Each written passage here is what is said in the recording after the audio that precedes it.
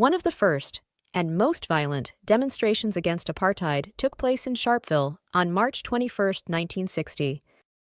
The police response to the protesters' actions was to open fire, killing about 69 Black Africans and wounding many more. An attempt to enforce Afrikaans language requirements for Black African students led to the Soweto Uprising in 1976. Thousands of people were injured and hundreds died, including Hector Peterson, whose death, captured in an iconic photo, provoked international outrage.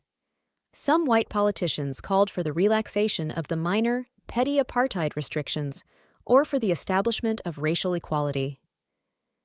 How Albert Luthuli shaped South Africa's apartheid resistance. I have the feeling that I have been made answerable for the future of the people of South Africa. Apartheid also received international censure. South Africa was forced to withdraw from the Commonwealth in 1961 when it became apparent that other member countries would not accept its racial policies.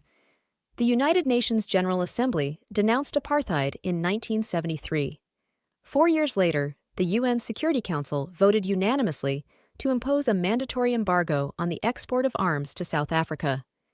In 1985, both the United Kingdom and the United States imposed selective economic sanctions on South Africa. In response to these and other pressures, the South African government abolished the pass laws in 1986, although blacks were still prohibited from living in designated white areas, and the police were granted broad emergency powers. The end of legislated apartheid. Apartheid Museum, Johannesburg, South Africa. Nelson Mandela.